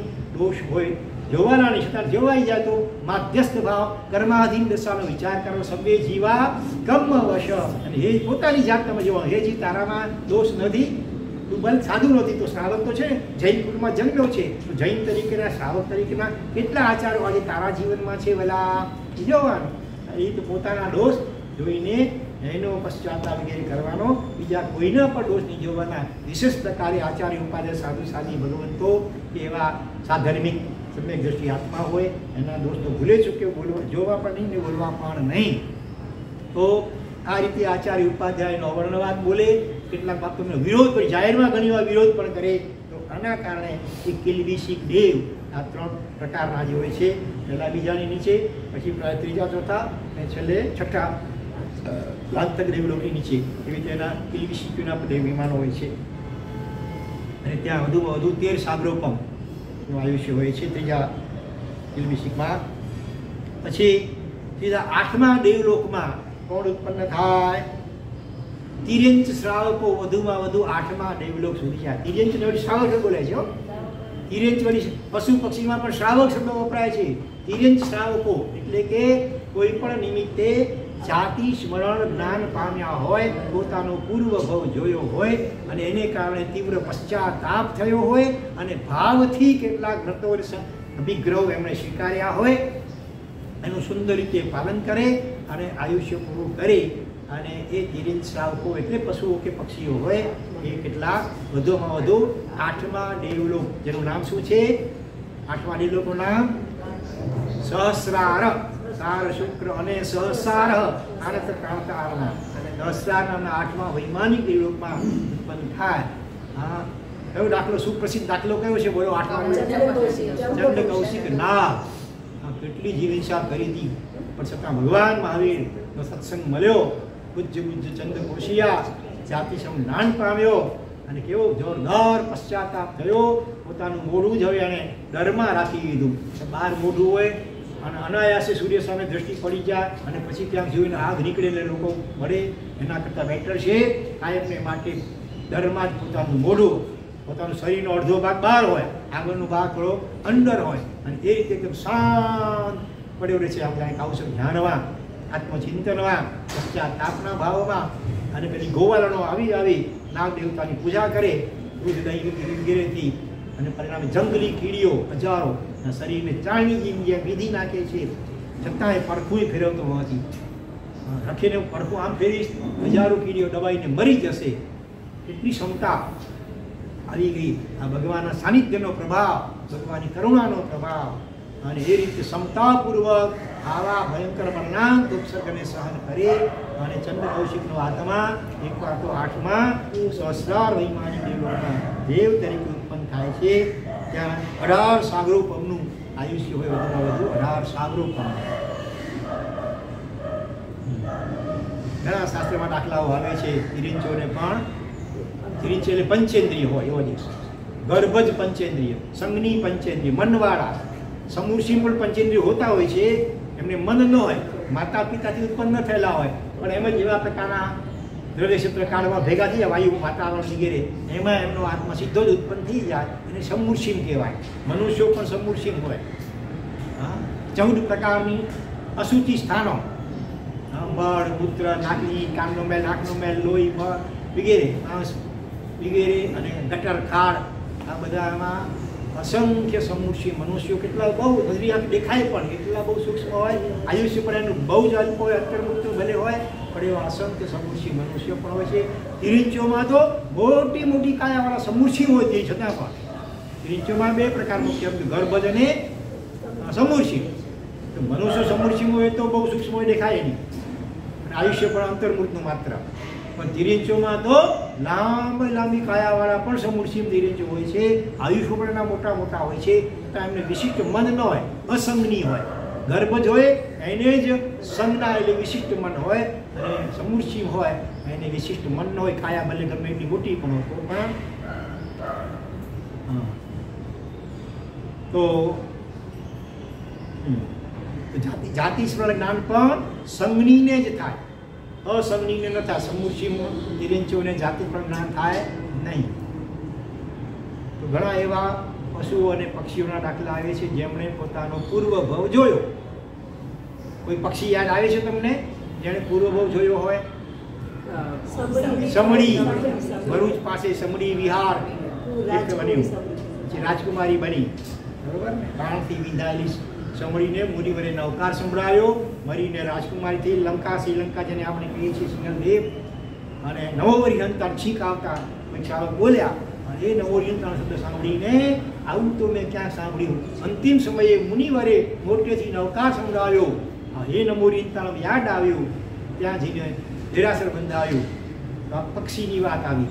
હવે કોઈ પશુનો યાદ આવે છે? પૂર્વજન્મની સ્મૃતિ થઈ હોય, જાતિ સ્મરણ. પાર્શનાથ ભગવાનનો જે બીજા બહુ હાથી, પછી મેઘકુમારનો જીવ હાથી, એને ભગવાન પૂર્વભવ કહ્યો એટલે પછી એને જાતિ સ્મરણ નામ કહ્યું. હા, માછલાને પણ થયું. ભગવાન જેવો આકારવાળો બીજા માછલાને જોઈ કરીને એને જાતિ સ્મરણ નામ થયું. ઉંદરને જાતિ સ્મરણ નામ થયું ધર્મરાજ ભગવાનના સમાવસરમાં. દેડકાને નંદમણિયારનો જે દેડકો એને જાતિ સ્મરણ નામ થયેલું. 2 બળદ, જિંદા શાવરના 2 બળદોને પણ જાતિ સ્મરણ થયેલું. હા, કંબલ ને સંબલ નામ હતા બળદના, બરોબર. આવા ઘણા દાખલાઓ શાસ્ત્રમાં આવે છે. તિરીંચોને પણ જાતિ સ્મરણ નામના. હમણાં ક્યાંક સાંભળ્યું કે કૂતરો અઠાઈ કરે છે, અઠમ કરે છે, અને એકદમ શાંત આમ કરેલું ઉપાસ એમાં વ્યાખ્યાન સાંભળે, અહીંયા સામે આમ બેસીને નીચે બેસીને એકદમ જરા હલે નહીં. આમ ઘણી વાર તો કૌશક આપણે એટલી સ્થિતિ ન રાખી શકીએ, આમ કૌશકમાં જરા આમ થઈ જાય એકદમ. આવા વર્તમાન કાળના કૂતરાઓ તો ઘણા દાખલા આવે છે. અમારી સાથે વિહારમાં ઘણી વાર કેટલા સાથે કેટલા ગામો સુધી ભેગો હાલ્યા. મલારથી હારે ઠેઠ સમજો આકાશી સુધી કે ક્યાંય ને ક્યાં સુધી રસ્તામાં બીજા કૂતરાઓ હેરાન કરવા કોશિશ કરે તોય પણ મારા સામે સાથે હોય એટલે બચી શકાય. બને ત્યાં સુધી એ સામેથી તો કોઈને બસે પણ નહીં. એટલે આ બધું સૂચવે છે કે એને પૂર્વ જન્મની સ્મૃતિ હોઈ શકે. એક કાચબો હતો વડોદરામાં. એક શેઠ પોતાની કારમાં જતા હતા, રસ્તાની વચ્ચે કાચબો પડેલો હતો, એટલે એમણે ઉપાડીને કારમાં લઈ લીધો. એમની કંઈક હોટલ હતી અહીંયા વડોદરાની અંદર, અને ત્યાં હોટલ એટલે સામાન્ય વિશિષ્ટ પ્રકારની. ત્યાં મુનીશ્વર ભગવાનનું ગૃહ જિનાલય પણ હતું, અને એમનું લાંછન પણ ભગવાનનું કાચબો હોય ત્યાં મૂકે છે. હા, લોક ઊંચી કરીને ધારીને જોઈએ છે, ઘણી વાર આંખમાંથી આંસુ ટપકે છે, પ્રદક્ષિણા આપે છે, રાત્રે ખાતો નથી, કંદમૂળ વગેરે પણ ખાતો નથી. એના ઉપરથી પણ અનુમાન કરીએ કે એને પણ પૂર્વજન્મની સ્મૃતિ હોઈ શકે. આવા ઘણા દાખલાઓ છે. તો આ રીતે તિરીંચો પણ જાતિ સ્મરણ જ્ઞાન પામી કરે, પશ્ચાતાપ થાય અને ભાવથી સંકલ્પ કરે કેટલાક વ્રતોની જેમ વર્તવાનું, તો એ 8મા દેવલોક સુધી પણ જઈ શકે છે, એનાથી ઉપર નહીં સીધા. ત્યાર પછી 12મા દેવલોકમાં ગોશાળક મતના અનુયાયીઓ, ગોશાળો થઈ ગયો છે, એને પણ પોતાનો અલગ પંથ આપ્યો હતો. નિયતિવાદ, જે કાળે બનીને જ રહે, એકાંત નિયતિવાદ. પુરુષાર્થની વાત જ નહીં, કાળ સ્વભાવ, એકાંત નિયતિવાદ. અને એના અનુયાયીઓ કેટલાક એવા હોય કોઠીમાં બેસીને તપ કરતા હોય, કોઠીમાં, એટલે આવા કષ્ટો સહન કરી વગેરે. અને એ મારી કરીને વધુમાં વધુ 12મા દેવલોક સુધી જઈ શકે. ત્યાં 22 સાગરો પગનું વધુમાં વધુ આયુષ્ય હોય. તમે જુઓ ભગવાન કેવા નિષ્પક્ષપાતી છે, પોતાની આશામાં કેટલી કરી છે ગોશાળાએ, છતાં પણ એમના મતને અનુસરનારાને નરકમાં નથી નાખ્યા. ત્યાં કીધું કે 12મા મહિમાની દેવલોક સુધી પણ વાત કરી એની. પછી સાધુ થવા છતાં પણ ખૂબ અહંકારી હોય, નિંદક હોય, કૌતુકી હોય એવા કેટલાક સાધુ ભગવાનનો જીવ પણ 12મા દેવલોક સુધી જઈ શકે ખરો, પણ ત્યાં આભિયોગિક દેવ તરીકે, એટલે આભિયોગિક એટલે સેવક, નોકર, ચાકર, બીજા જે મોટા દેવો હોય ને એના સેવક તરીકે એને રહેવું પડે કમ્પલસરી. તેવા અભિયોગિક દેવ તરીકે ઉત્પન્ન કરવું પડે. પછી કહ્યું છે કે 9 ગ્રૈવેક આવે, 12 દેવલોકની ઉપર 9 ગ્રૈવેક આવે. ત્યાં કોનો ઉવાય એટલે ઉપપાત, ઉત્પત્તિ કોની થતી હોય?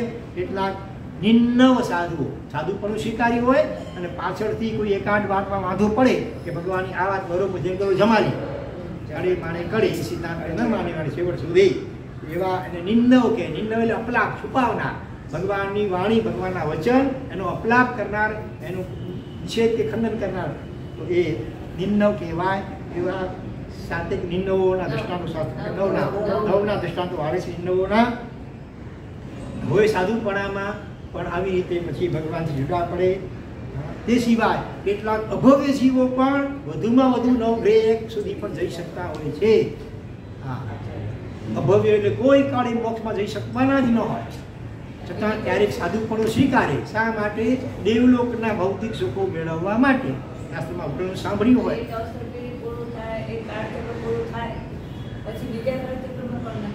ના, અનંત કાળચક્ર ભલે થઈ જાય, અનંત પૂતગલ પરાર તો ભલે નહીં વીતી જાય. એ આખું અભવ્ય પુલક આવે છે કે અભવ્ય જીવો શું શું પ્રાપ્ત ન કરી શકે. તીર્થંકરના હાથનું વર્ષદાન કુદરતી રીતે જ મેળવી ન શકે. એ એવા ઠેકાણે દૂર રહેલો હોય કે ત્યાં એ વખતે વર્ષદાન વખતે ત્યાં આવે જ નહીં કુદરતી. ભગવાન ન પાડે કે તું અભવ્ય છે તને નહીં આપું, એમ નહીં. કુદરતી એવી સ્થાને રહેલો હોય કે ત્યાં એ વખતે આવે જ નહીં. અભવ્ય જીવને ઘણી ઘણી વસ્તુ હોય ન પામે. એમાં એક વસ્તુ આવે છે આપણને વિચિત્ર લાગે એવી કઈ કે પરમાધામીપણું પણ અભવ્ય જીવને પામી શકે. પરમાધામી તો દરેકને દુઃખો આપના નારકીને. હે આપણે આમ છે ને આટલી ઈચ્છા કરે તો એવા કેમ ન બને? બરોબર, ચાલો. અભવ્ય જીવ તીર્થંકરના કે ગણધર ભગવાનના હાથની દીક્ષા પણ ન પામી શકે. દીક્ષા લઈ શકે યાવત આચાર્ય પદી સુધી પણ ક્યારેક પહોંચી જાય ખરા, પણ અંદરમાં એને મોક્ષ પ્રત્યેની રુચિ જ ન હોય. એટલું બધું સંસાર વિષયોનો ભોગોનો રસિક હોય કે જ્યાં શરીર જ ન હોય, મોક્ષમાં ઇન્દ્રિયો જ ન હોય અને વિષયોની સામગ્રી ન હોય, એવા મોક્ષના સુખ શું પડ્યું છે? વાત મોક્ષ નહીં કરે, પ્રભુ પણ આવી જોરદાર કરે, મોક્ષનું વર્ણન એવું કરે કે સાંભળીને કેટલા હળું કરવી જીવો એ ચારિત્ર લઈને મોક્ષમાં પહોંચી પણ જાય, પણ પોતે બિચારા આવું હોય. તો એ પણ બાહ્ય ચારિત્ર એટલું શુદ્ધ પાડે ક્યારેક ક્યારેક, બધા નહીં પણ ચોખ્ખો, કે જેથી કરીને 9 ગ્રૈવેકમાં પહોંચી જાય તો પણ કદાપી મોક્ષમાં જાય નહીં. ગ્રૈવેક એટલે ગ્રીવા અને ડો, મનુષ્યના આકારનો 14 રાજલો, અહીંયા 12 દેવલોક અહીં સુધી, પછી અહીંયા 9 ગ્રૈવેક, અહીંયા આવે પંચ અનુત્તર, સર્વાર્થ સિદ્ધ, છેલ્લે સિદ્ધશીલા અને મોક્ષ. તો એનું વર્ણન અહીંયા છે. હા, પછી કેટલાક જે શ્રાવકો જીરણ શેઠ જેવા વિશિષ્ટ ભાવનાશીલ, અને એ પણ વધુમાં વધુ 12મા દેવલોક, અચ્યુત દેવલોક સુધી જઈ શકે છે. બરાબર. અને એ આરાધક હોય. આગળના જે કયા ને વેંતરો ને જ્યોતિષીઓ ને મોટા ભાગના પૂછે ગૌતમ મહામુનિ એ આરાધક કે આરાધક નહીં, ભગવાન કે આરાધક નહીં. આપઘાત કરીને દેવ બન્યા તો પછી આરાધક કહેવાય. એટલે દેવ પણ હલકી ગતિની દેવ ગતિને પામેલો છે. એની કિલ્બિશિક દેવ બને વગેરે વગેરે બીજા પણ, તો એ આરાધક નહીં. પણ જે શું સારી રીતે વ્રતો પાડ્યા હોય, સમ્યક દર્શન પ્રાપ્ત કરેલું હોય, સારી રીતે સંયમ પાડેલું હોય અને દેવ ગતિને પામે એ આરાધક કહેવાય, બાકીમાં આરાધક નહીં. અને ત્યાર પછી આવે અનુત્તર દેવ વિમાન 5. એમાં ઘણું ઉત્પન્ન થાય સમ્યક દ્રષ્ટિ અને સુસાધુ ભગવંતો, સુંદર સંયમનું પાલન કર્યું હોય, થોડુંક આયુષ્ય ટૂંકું પડ્યું મોક્ષમાં જવાને, અને અનુત્તર વિમાનમાં ત્યાં 33 સાગરોનું ઉત્કૃષ્ટ આયુષ્ય સર્વાર્થ સિદ્ધિમાનમાં હોય છે. બરોબર. અને ત્યાર પછી સર્વ કર્મોનો ક્ષય કરીને મોક્ષમાં જાય, સિદ્ધિ ગતિને પામે. એમાં સિદ્ધ દશાનું પણ વર્ણન કર્યું છે અને સાથે સાથે સમુદ્ઘાત કેવલી સમુદ્ઘાતનું પણ વર્ણન આ આગમમાં આવે છે. જે કેવલી ભગવંતનું આયુષ્ય 6 મહિનાથી વધારે હોય, કેવલ જ્ઞાન પામ્યા પછી 6 મહિનાથી વધુ આયુષ્ય હોય તો એવા કેવલી ભગવંતો મોટે ભાગે બધા શું કરે? કેવલી સમુદ્ઘાત એક પ્રક્રિયા વિશેષ છે. માત્ર 8 સમયની જ, 8 સેકન્ડની પણ 8 સમય એટલે સેકન્ડનો અસંખ્યાતનો ભાગ. બરોબર? હવે ધારો કે આયુષ્ય 1 વર્ષની સ્થિતિવાળું, વધુમાં વધુ 1 વર્ષ ટકવાનું છે આયુષ્ય. અને જ્યારે બીજા 3 અગાતી કર્મ, વેદનીય કર્મ, સાતાવેદનીય ભલે, નામ કર્મ અને ગોત્ર કર્મ, એ ધારો કે હવે 100, 200, 500, 1000 લાખ વર્ષની સ્થિતિવાળા બાકી હોય તો છેલ્લો ભાવ કે વૃદ્ધાંતિ એટલે મોક્ષમાં જવાના એ ભાવને અંતે કર્મ ખપાવ્યા વિના તો મોક્ષમાં જઈ શકાય નહીં. આયુષ્ય તો હવે થોડું બાકી 1 વર્ષનું રહ્યું છે અને બાકીના કર્મો તો 1000 લાખ વર્ષના બાકી છે. તો શું કરવાનું? એને માટેની કુદરતી એક પ્રક્રિયા ઓટોમેટિક થઈ જતી હોય, કરવી પડે નહીં, કુદરતી રીતે જ થઈ જાય. કારણ કે કેવલી ભગવાન વિતરાગ હોય, એનામાં કર્તૃત્વ ભાવ ન હોય, એ ઈચ્છાપૂર્વક કોઈ પ્રવૃત્તિ કરે નહીં, પણ કુદરતી રીતે થઈ જાય. શું થઈ જાય? પહેલા સમયે પોતાના આત્મપ્રદેશો શરીરમાં આત્મા આપેલો છે, અસંખ્ય આત્મપ્રદેશો છે, એમાં આત્મપ્રદેશોને બહાર કાઢે. આ ઉપર સિદ્ધશિલા સુધી, અલોક સુધી, નીચે 7મી નરકના કડિયા સુધી, એકદમ નીચે આટલો દંડ બનાવે. આત્મપ્રદેશોનો દંડ ઊભો આવે, 14 રાજ લોક ઊંચો. બીજા સમયે શું કરે? આમ પોતાના આત્મપ્રદેશોનો વિસ્તારે, કપાટ એટલે કમાડ કહેવાય, લાકડાનું પાટિયું આત્મપ્રદેશોનું જ હોય. આમ ઠેઠ આ શેડેથી ઓલા શેડે સુધી 14 રાજલોકમાં જ્યાં પોતે જ્યાં હોય ત્યાંથી માંડી કરીને બંને છેડાને અડે ત્યાં સુધીનો એ દંડ બનાવે. ત્યાર પછી ત્રીજા સમયે શું કરે? એ મંથાન એટલે આમ પાટિયું હતું, હવે આમ પાટિયું બનાવે, આત્મપ્રદેશ હોય આ પાટિયું. અને ચોથા સમયે શું કરે? એટલે જો મંથાન, દહીંને મથવાનું શું, મંધિયાણી શું કહો? હા, એના જેવું થઈ જાય. ઉપર દંડ, નીચે હોય ને, હા, 4 પાંખા. અને ચોથા સમયે એ 4 જે પાંખા છે ને, એના જે વચમાં ખાલી જે આંકડાઓ છે જે, એ આત્મપ્રદેશો પૂરાઈ જાય. એટલે કે 14 રાજલોકમાં એના આત્મપ્રદેશો ફેલાઈ જાય ચોથા સમયે. 14 રાજલોક આખા ની અંદર વ્યાપ્ત થઈ જાય એક આત્માના બધા જ આત્મપ્રદેશો. એક આકાશ પ્રદેશ ઉપર એક આત્મપ્રદેશ હોય. એ વખતે આપણા આત્માને પણ કેવલી ભગવંતના આત્મપ્રદેશો સ્પર્શતા હોય. બરોબર? આ 4 સમયમાં આમ થઈ જાય. 5મા અને એ વખતે ઘણા બધા કર્મો, વધારાની સ્થિતિવાળા કર્મો હોય ને, એ બધા આમ વિખેરાઈ જાય, ખરી જાય, નિંજરા થઈ જાય. કપડું હોય, ભીનું કપડું ઊંચો વાળી પડેલું હોય તો ક્યારે સુકાય? આમ ખોલી નાખો, જલ્દી સુકાઈ જાય ને. એટલે આત્મપ્રદેશોને આમ ફેલાવી નાખ્યા, એટલે વધારાના જે હતા અગાતી કર્મો એ ખપી ગયા. હવે માત્ર જેટલું આયુષ્ય કર્મની સ્થિતિ છે એટલી સ્થિતિ બાકીના 3 અગાતી કર્મો એની થઈ ગઈ, સરખી થઈ ગયા, 4 અગાતી કર્મો. અને 5મા સમયથી રિવર્સમાં, બરોબર? 5મા સમયમાં બળાત્રા સંહાર આવી જાય, 6ઠા સમયમાં, 6ઠા અને 7મામાં કપાટ, અને 8મા સમયમાં દંડ સંહરાઈ જાય. અને વાળી પાછું પોતાના શરીરની પ્રમાણમાં જ એના આત્મપ્રદેશો ઓટોમેટિક ગોઠવાઈ જાય. અને કહેવાય છે કેવલી સમુદ્ઘાત. ટોટલ 7 પ્રકારના સમુદ્ઘાત એ શાસ્ત્રમાં વર્ણવેલા છે. મરણ સમુદ્ઘાત, વેદના સમુદ્ઘાત, વૈક્રિય સમુદ્ઘાત, આહારક સમુદ્ઘાત વગેરે, જેમાં આત્મપ્રદેશો આ બહાર નીકળતા હોય શરીરથી. ઘણા એવા કિસ્સાઓ બને છે. આજે ઓપરેશન થિયેટર ઉપર થોડીક વાર માટે મરી, ડૉક્ટર કે ડેડ થઈ ગયો, બિલકુલ આમ મશીન બતાવે, મશીન ડ્રોપ થઈ ગયું, થોડીક વાર થાય પાછું આવી જાય. અથવા એ જીવતો પણ હોય અને સાથે અમુક ભાગ આત્માનો બહાર નીકળી જાય, ઉપરથી જોતો હોય, ઓપરેશન થઈ રહ્યું છે જોતો હોય, પોતે પોતાનું ઓપરેશન. હા, પછી ડૉક્ટરને વર્ણન કરી બતાવે. આમ ડૉક્ટર તો બેહોશ કરી નાખ્યો ઘણી વાર, છતાં એ આત્મા ઉપર હોય, બધું જોતો હોય ને વળી આત્મા શરીરમાં પ્રવેશી જાય. આ કિસ્સાઓ નોંધાયા છે ઘણા બધા.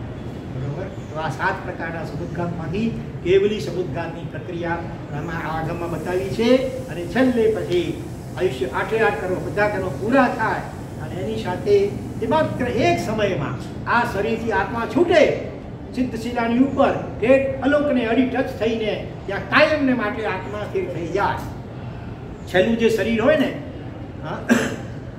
એની જેટલી ઊંચાઈ કે અવગાહના હોય એમાંથી 1/3 ભાગ ખાલી પોલાણ છે શરીરમાં, પેટ વગેરેનું.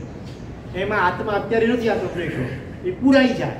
ઘન પ્રદેશ જીવના ઘન કરી વળી પૂર્વ ધ્યાન પ્રયોગથી ધનુષ્યથી છૂટેલ બાણ તણી પરે શિવ ગતિ લહે એવા પ્રભુ હરિહંતને પંચાંગવાય નમો.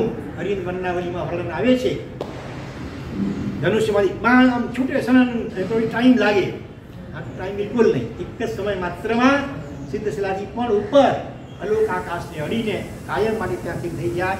અલોક આકાશમાં ધર્માસ્તિકાય અને અધર્માસ્તિકાય નામના બે પદાર્થો કે જે જીવને ગતિ કરવામાં અને સ્થિતિ કરવામાં સહાયક હોય એ ત્યાં નથી હોતા. માટે સિદ્ધના આત્મા પણ અલોકને અડીને કાયમને માટે પછી ત્યાં સ્થિર થઈ જાય. આ રીતે મોક્ષ ગતિનું પણ કેટલું વર્ણન સુંદર મજાનું આ આગમમાં કરવામાં આવ્યું છે. અંબળ પરિવ્રાજકનો જે પ્રસંગ હતો ને એમાં એક મુદ્દો રહી ગયો છે. એના શિષ્યો કેટલા હતા ખબર છે? 42 મુનિઓની સજ્જા આવડે છે. એની અંદર એ પંક્તિ આવે છે, અંબર શેલા સાત સેજી નમો નમો તે નિષદીશ 42 મુનિવર ધન્ય ધન્ય તુમ અવતાર. 42 મુનિવર યાદ કરે છે પૂર્વના મહામુનિવરોને.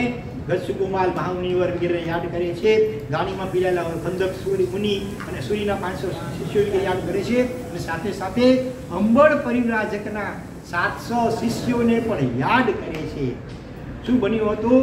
એક નગર કાંપિલ્યપુર નગરથી પુરીમતાલ નગર તરફ એ 700 શિષ્યો જઈ રહ્યા હતા. અને રસ્તામાં ઉનાળાનો સખત દિવસો હશે, ગરમી સખત, થોડું ઘણું પાણી સાથે હતું, ખલાસ થઈ ગયું અને કુદરતી રસ્તો ભૂલી ગયા પાછું. હવે જંગલમાં રખડી પડ્યા છે, આજુબાજુમાં કોઈ ગામ નગર દેખાતું જ નથી. અને તરસ કરે મારું કામ, ગરમી ભયંકર, ઘણું શોષાઈ રહ્યું છે. બાજુમાં જળાશય પણ થતો નથી, જેવું કંઈ થતું ખરું. અને એનું પાણી તડકાને કારણે અચિત બની ગયેલું. અવધિજ્ઞાની પણ એમાં હશે. અવધિજ્ઞાનથી ખ્યાલ પણ આવ્યું કે આ પાણી અચિત છે, નિર્જીવ છે. પણ એનો અભિગ્રહ હતો સાધુની જેમ, ભલે સંન્યાસી હતા પરિવ્રાજક, કે જ્યાં સુધી કોઈ હોરા આપે નહીં, પોતાની મેળે કાંઈ પણ લેવું નહીં, રજા વગર તો પોતાની મેળે કાંઈ પણ લેવું નહીં. સાધુના જેવો જ નિયમ આમનો હતો 700 જણાનો. હા, એવી આકરી કસોટી છે, પ્રાણ થઈ રહ્યા છે. આમ તો નિયમમાં દરેક નિયમ અપવાદ હોય, આવા પ્રસંગે અપવાદ હોય, પણ અપવાદ કોને માટે? આપણા જેવા ઢીલા જીવો માટે હોય, અલ્પ સંતોષાળી જીવો માટે. મહા સંતોષાળી જીવો હોય એ તો પ્રાણ જાય પણ વચન ન જાય.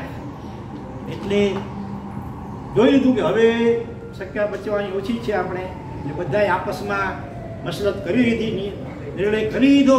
અને ત્યાં સાગારી અનશન સ્વીકારી લીધું બધાએ. અનશન એટલે એના બે પ્રકાર હોય, પાદપોપગમન. પાદપ એટલે વૃક્ષ, ઝાડ. ઝાડ એટલું સ્થિર હોય, આમ બરોબર, ઝાડનું થડ તો સ્થિર હોય ને, પાંડા હાલે ભલે. એની જેમ એકદમ એક જ મુદ્રામાં રહેવાનું, પડખું બળખું ફેરવવાનું નહીં, પછી હલન ચલન નહીં કરવાનું, ઊભા નહીં થવાનું. જે મુદ્રા, સભાસન તો સભાસન, ઊભા હો તો ઊભા, બેઠા હો તો બેઠા, એક જ મુદ્રા. પછી એમાં જરાય ફેરફાર થવો જોઈએ નહીં શરીરમાં પણ. હા, આવો હોય. આહાર પાણી તો ત્યાગ જ હોય ચારે પ્રકારનો, પણ સાથે સાથે કાયા પણ એકદમ સ્થિર વૃક્ષની જેમ. એવું અનશન આ 700 જણાએ સ્વીકારી લીધું. અને સાથે સાથે પહેલાં તો એમને અણુવ્રતો સ્વીકાર્યા હતા, બરોબર. હવે ભગવાન મહાવીરને યાદ કર્યા, ભાવથી એમને વંદના કર્યા. અને ભગવાન આપણી સાક્ષીએ હવે અમે 5 મહાવ્રતોનો સ્વીકાર કરીએ છીએ. જ્યાં સુધી આ શરીરમાં પ્રાણ છે ત્યાં સુધી સંપૂર્ણ સાધુની જેમ અહિંસા, સત્ય, ઔચર્ય, બ્રહ્મચર્ય, પરિગ્રહ 5 મહાવ્રતોનો ભાવથી સ્વીકાર કર્યો 700 જણાએ. અને આખરે સમાધિપૂર્વક આયુષ્ય પૂરું કરી અને ક્યાં ઉત્પન્ન થયા? એ બ્રહ્મદેવ લોકમાં 10 સાગરો પમિતજીવાળા વૈમાનિક દેવ થયા. અમર પરિવ્રાજક પોતે પણ એ જ દેવલોકમાં દેવકથાઓ છે બ્રહ્મદેવ લોકની અંદર. એમનું પણ આ રીતે જીવન વૃત્તાંત આ આગમની અંદર આપવામાં આવ્યું છે. આવું સુંદર મજાનું આગમ બહુ સંક્ષેપમાં અમે તો વર્ણન કર્યું છે. આમાં જે વર્ણન આવે છે આગળ એક કામ ન કરે. અને એવું જ જબરદસ્ત આગમ આવતીકાલે આવશે. રાય પ્રશયની સૂત્ર, એનો શું અધિકાર એ આપણે અગ્રે વર્તમાન જેના બોલાયું હોય હાર્દિક વિચ્છામી દુક્કડમ ओम शांति शांति शांति। गणे लोकना सर्वे जीवोनो कल्याण मंगल અને શીઘ્ર મોક્ષ થાઓ એવી મંગલ ભાવના પૂર્વક નમો હરિહંતાણામ નમો આયરિયાણામ નમો લોહે સર્વ સાહુણામ સર્વ પાવપણાસણો અડવં હોઈ મંગલમ નમો સિદ્ધાણામ નમો ઉવજ્જાયાણામ યેશુ પંચ નમોકારો મંગલાણં ચ સવિશે નમો અરિહંતાણામ નમો આયરિયાણામ નમો લોહે સર્વ સાહુણામ સર્વ પાવપણાસણો અડવં હોઈ મંગલમ સર્વમંગલ માંગલ્યમ સર્વકલ્યાણકારણમ પ્રધાનમ સર્વધર્માણામ જયનામ જયતિ શાશ્વતમ. બોલો મલિનાથ ભગવાન કી